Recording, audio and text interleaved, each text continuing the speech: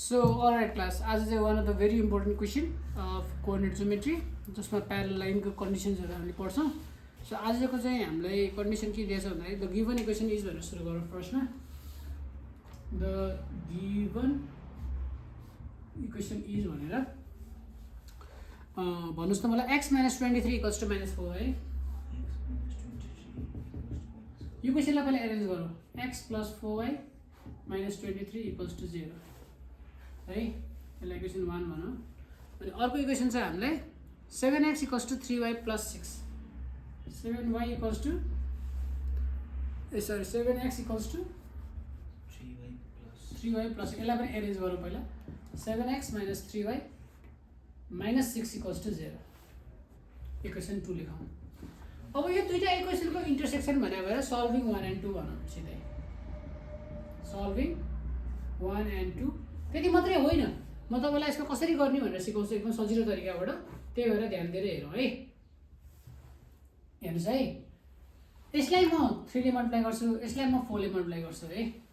Solving equation 1 and 2 multiplying 1 by multiplying के भने मैले 1 by 3 अनि 2 by 4 वी गेट लेख्छु पहिला ल हैन.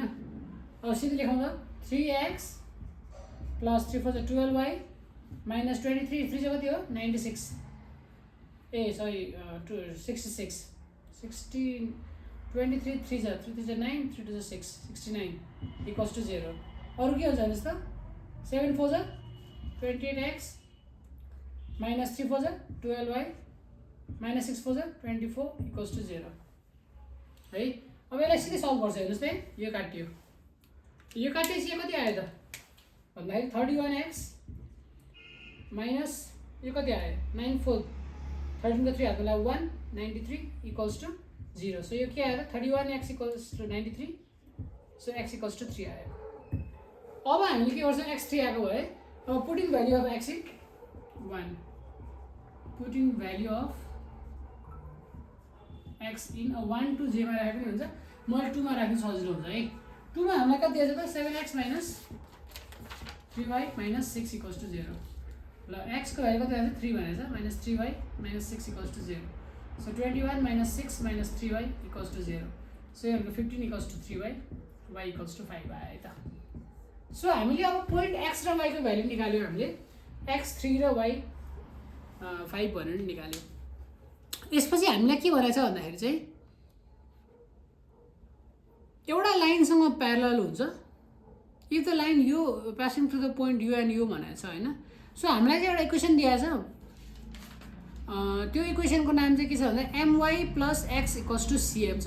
के छ त so the given equation of the line is यो ध्यान दिएर हेर्नु होला.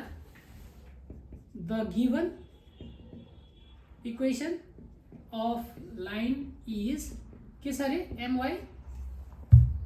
my plus x equals to cm. यसलाई एरेन्ज गरौँ. x plus my minus cm is equal to 0. अब since point p कुन point हो 3,5 passes through above equation माथिको इक्वेसन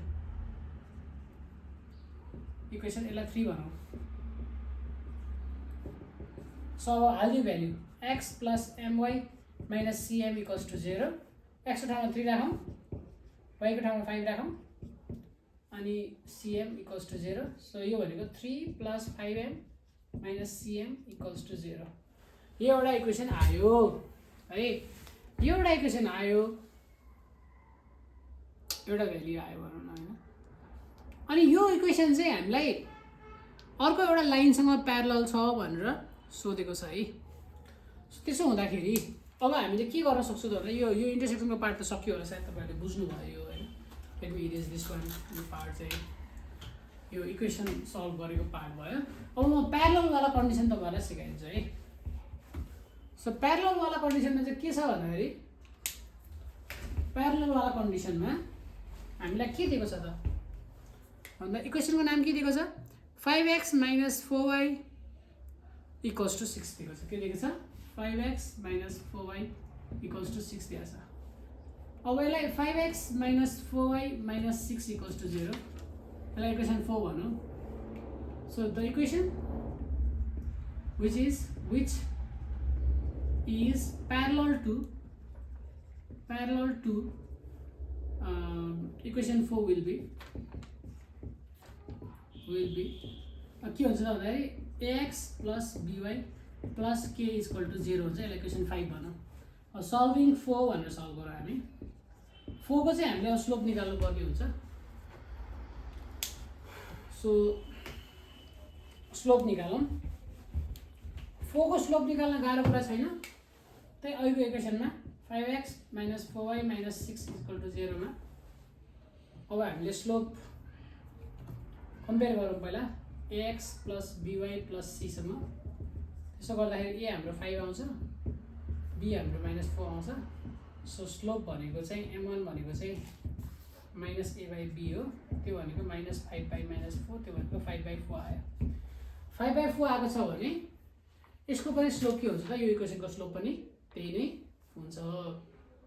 सो हामीले सिधै के गर्न सक्छौँ भन्दाखेरि चाहिँ यसको इक्वेसन भनेको चाहिँ यो a को ठाउँमा 5x minus 4y plus k is equal to 0 लेख्न सक्छौँ सिधै. यति लेखिसकेपछिबाट अब हामीले